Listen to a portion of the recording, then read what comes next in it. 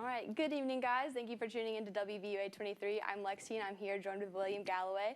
So, William, you're a huge Alabama fan. You have your own podcast, all that kind of stuff. So, I just wanted to kind of pick your mind about some of the things that have been upcoming in Alabama football.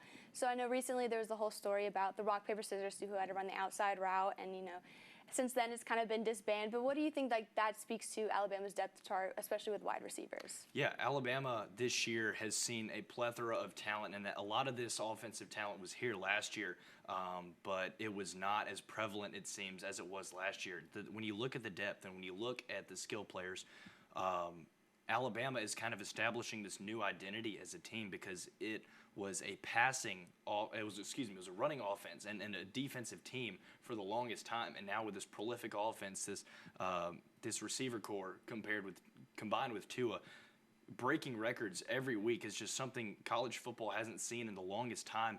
And Tua is putting up 3, 4. Sometimes he's knocking on the door of 500 passing yards, and people aren't batting an eye. It's like he does this every week. But when you look at it, what quarterback in the history of college football has consistently put up 350, 400, 420, 425 passing yards week in and week out? And sure, people can knock Alabama's schedule and people can say whatever they want about the strength of the teams that Alabama plays. But when your offense is this high-powered and Coach Saban isn't pleased by winning games of 21, 28, even up to 30 points, and Alabama's just blowing teams out of the water, and Coach Saban is saying we've still left money on the table, that just speaks volumes, I think, about this program, about what these players are capable of, and kind of this new identity that they're establishing as a team.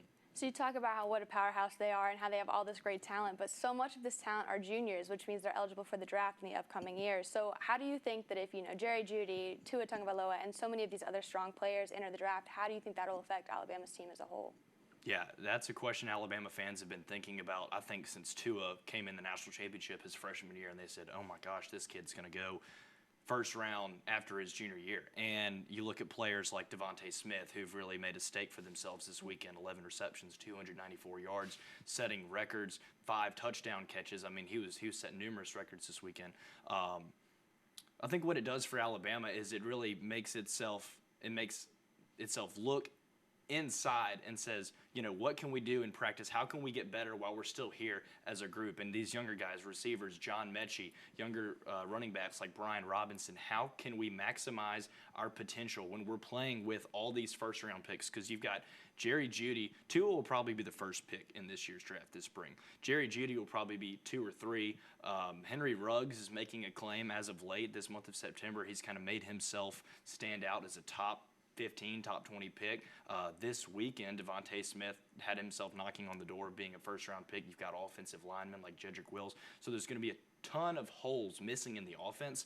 But I think what Alabama can do now is focus on how can we get better as a team and how can we get these younger guys more reps in important games so they can step up not only in later games in the year when they need to step up, but also next year and in the seasons to come, because Alabama's going to be relying on those guys in the future. All right, last question. Do you have any predictions for next week's game? So, yeah, next week at A&M, it's going to be another 2:30 CBS game. Really excited about that one. I'm driving all the way to College Station, so if anybody wants to Venmo me for gas money, I will be making that drive with some friends. I think Alabama will take them down. I haven't even thought about a score prediction, haven't looked at them yet, but I'm really interested to see how the defense does with Kellen Mond, dual-threat quarterback.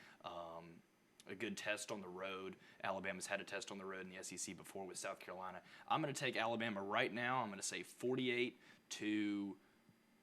48-30 Alabama at Texas A&M in 2 weeks. So we'll get back to you with how well you did on your prediction. But thank you guys for tuning in. I'm Lexi Link, and this is William Galloway. You have a good evening.